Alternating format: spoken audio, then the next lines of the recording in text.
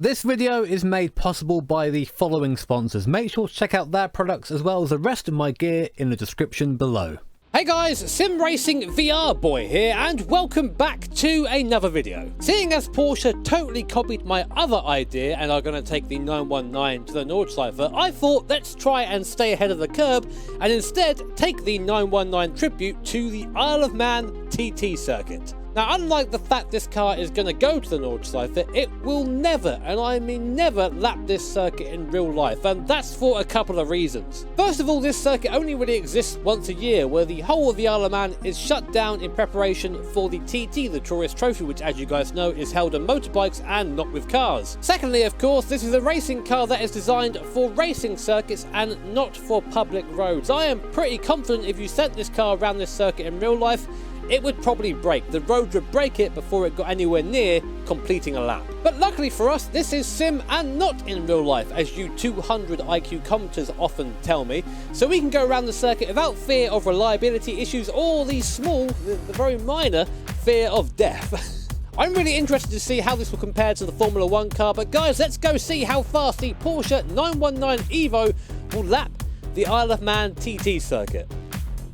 Okay. Okay then, so here we are inside a rather shaky Porsche 919. I think it's something to do with the trap mob while the car's moving around so much. Very eager to get this lap underway. We're going to have great traction at the start because we're four-wheel drive and hybrid, and we're going to start at the 1 minute mark like we did in the Ferrari, then subtract that minute at the end.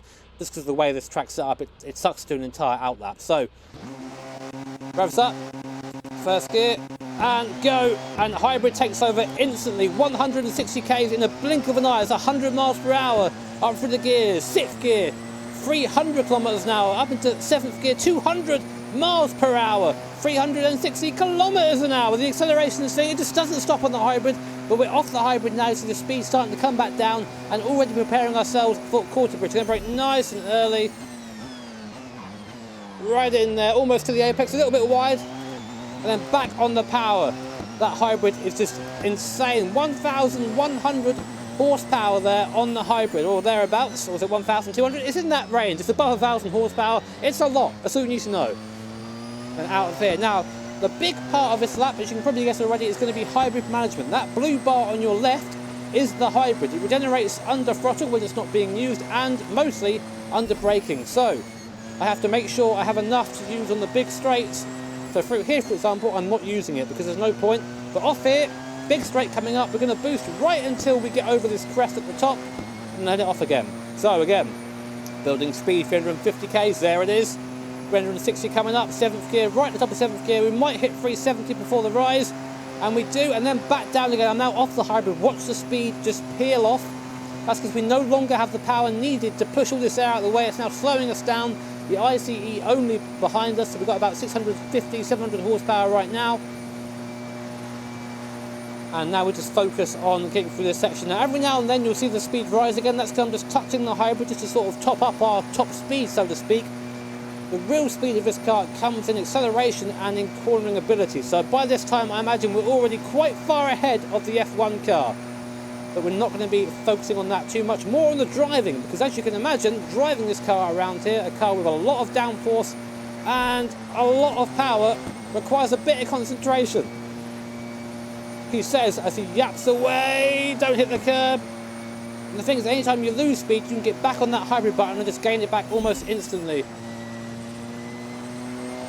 So that sound you hear when I brake, that sort of whine, it's the hybrid recharging. Again, it's more efficient to recharge the hybrid under braking than it is on throttle, but there are limited places to do that. Now, first big corner we're coming up to now is Balacrane. We'll get the braking right for this. There's a house there on the exit, which I don't want to be in, not too much anyway. Very bumpy there on the exit of Balacrane, but we are good. Again, I'm still learning this circuit, so this section is still the most difficult part for me in both the Isle of Man game and this AC version. It all looks very similar to me, and trying to get it right is very difficult. There is one place up here that I'll probably crash. You can see I'm being very sparing with the hybrid because I'm not really carrying much speed, so there's no point me keep wasting the hybrid through there. Although if it gets to max, I will use it a bit, especially out of this slow stuff, both for traction and for acceleration. Easy through here, Jimmy. Easy, easy. I still can't remember where this horrible corner is. I think it's here, maybe? No, it's there. Damn it. See, I'm lost a little bit. Here's the horrible corner. No, where's the horrible corner? There it is. And I didn't crash. Okay, so that bit's over now. Lost a bit of time just looking out for that corner, but it's no worries. Back on the hybrid now, just threading the car between the curbs and between the undergrowth. I can't even this would just not happen in real life, as I said before. It's just not. I know the TT isn't safe, but this is extra not safe. Well, for everyone else concerned, not just the rider. Okay, so through here, I'm focusing a lot on just trying to carry momentum through here, not scrubbing off too much, but when I am scrubbing off, I'm making sure to be very purposeful on the brake pedal to regenerate that hybrid. Now through here, it's usually scary on the bike. It's almost flat. Oh, that was scary. You get a real feel for that in VR, I tell you that now. Jeez. Oh, I got so distracted now I forgot to deploy my hybrid. Again, when I get up to about 360 k's along here, then let it just peel off again. A little bit of hybrid through here. I use a little bit of hybrid through the sections where the car gets a bit bumpy, just to try and settle it a bit, because four-wheel drive just has more traction than two-wheel drive at the rear and traction control. Through here, nice. Okay, now we're coming up now to Kurt Michael, so it's a sort of very slow, not slow, but a long right-hander here. And then on the curb a little bit, and now back on the boost. Now imagine coming through this built-up area. We're doing 340 k's, 350, 360 past the house. And just weak. I can't imagine that. I don't think human reactions will be fast enough in a real car anyway. And just trying to carry that speed through here. These curbs, gotta watch out for them. As you can imagine, touching a curb at 1 billion trillion miles per hour is not good for the car. Would not recommend. Okay, so just trying to manage the hybrid across here, just trying to keep the speed up whilst not using too much of it. Again, another advantage here for this car over the F1 car. F1 car, of course, is lighter, but this has more downforce, more power, and it's easier to drive. To the bridge. Whoa! Oh, that was scary over the bridge. Now, of course, like the F1 car in real life, that would have absolutely destroyed this car. This car would not be usable after that sort of jump. But luckily, we're in fake, so we can do stupid stuff like that and have fun with it. Because fun is allowed in sim racing. Well, every now and then, anyway. Went for 8th gear that I don't have. Oh, wow. It's a bit tighter up here, so I'm just trying to remember whereabouts I am. These corners all look quite similar when you're going at this speed. Again, just trying to keep that speed up there, the hybrid button. Every time you see the speed sort of climb like that, I am using hybrid. I'm going to use it here because we're in a very big straight section up to top speed, 370 k's nearly. I always crash here on the game. Now we're looking out for a bit of red marker. There it is. The track maker put a lot of these barriers in for very tight corners, which is super helpful, especially when you're going so fast. You know you have to brake soon. Of course, the brakes this thing, coupled with the sheer amount of downforce it produces, really slows this car down very quickly indeed. Oh! That was a bit close, wasn't it? I saw the corner come a bit too late. I had to just throw the car in, and luckily it stuck. Now I know there's a slower corner coming up somewhere around here that I've got to keep an eye out for. Let me get a left, a right, then a very sharp left coming up. I think it's this sharp left here, so I'm going to start braking. Sharper than you think anyway. There you go, nice. So we didn't go into the wall. Very easy to do that there. Not made too many mistakes so far. Been a little bit tardy in places, but I'd rather do that and get round in one piece. Again, back on the hybrid. It just seems so silly that a lot of the time we're going at over 350 k's. That's about 220 miles per hour, or near enough anyway, about 215 or so.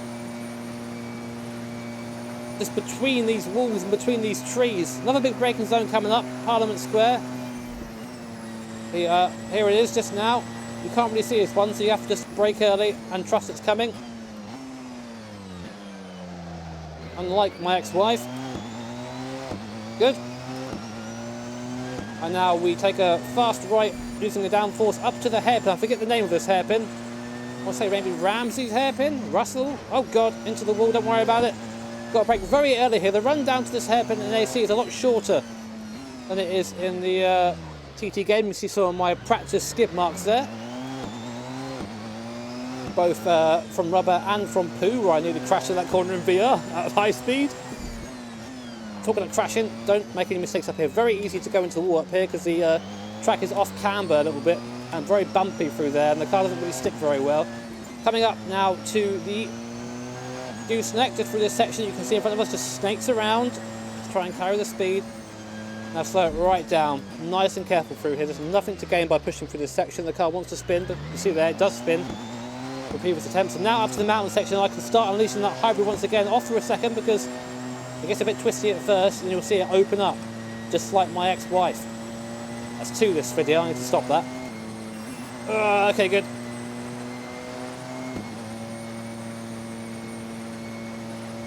Okay, so feeling a bit more confident with the boost, and get around this left hand and get back on the boost. Nice. Oh no, oh no. I forgot about that part. Oh man, that would have been ripping in real life, but that's our first big mistake. Sorry about that, guys. I just lost track of where I was. So now I'm struggling a bit with hybrid. You can see that I'm struggling for the speed. I'm going to just boost up to 350 and try and carry some speed for a while. Let it regenerate though. Just using the engine, the ICE, to charge the hybrid system. Again, just a small boost to 340. Just try and keep the speed up, not letting it drop too low. As you can imagine, the higher speed you go, the more strain it is on the hybrid, because you're having to displace more air, more power, hold it for longer, etc, etc. Just sort of, it's exponentially more difficult to keep the car going quickly. Nice little braking zone there to recharge our hybrid. I wonder how many times I've said hybrid in this video so far. Someone count that for me, will you?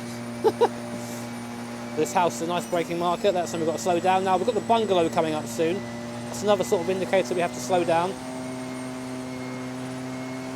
And the last bit of a circuit now, on for a very good time at the moment. We've just passed the 10-minute mark. You have to, again, remember to subtract a minute as you wait in the line for a minute.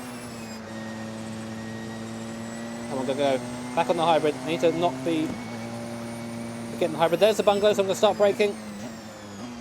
Again, roguish bit of camera, a bit bumpy as I go into the car park pretty much, but managed to keep it on the road, which is something.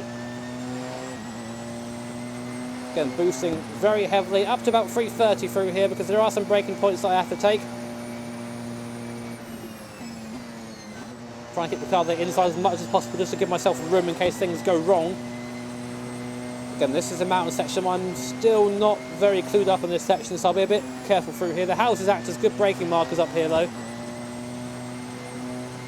So again, not using the hybrid downhill, because I know there's a braking zone afterwards, but now I'm on the hybrid because there's a big straightaway in front, so it's better to use it now, more efficient that way, get more speed out of it.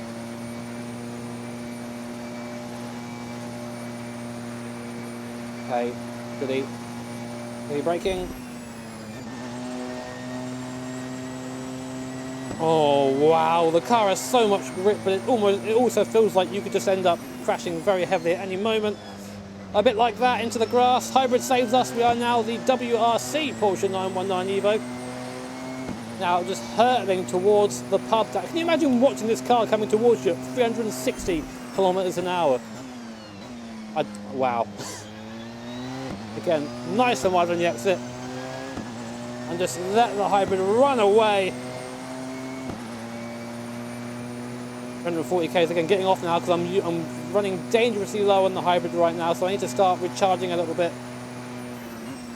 Problem is, this section is something that really benefits from having a lot of speed.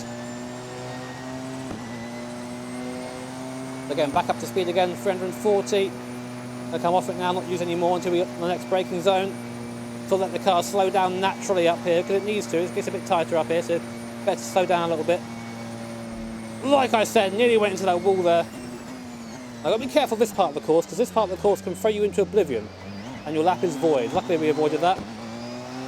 There's a big hole in the world there, I wouldn't recommend trying it. Whoa, okay. Another heavy braking zone. We're coming up now to right to the end of the course. It's going to be a fast lap. Looks like we might be inside the F1 car at this point. No, I've done it again. That corner's so difficult in any car, it's so bumpy. I'm on turn. Oh, there's just not enough steering lock. This is something we didn't foresee. There you go, come on. Not enough steering lock for that corner. So there goes, there's 13 minutes. We're going to smash the F1 car. Hybrid to the line. That's going to be a 1307.4. Again, just like the F1 car, that could have been a sub 13 if we had not made that silly mistake at the end. It comes so much faster, that version, on this version of the circuit, than it does in the TT one. It's a bit of a longer run down, which sort of caught me off guard, but that's not an excuse. I should have practiced it. I did.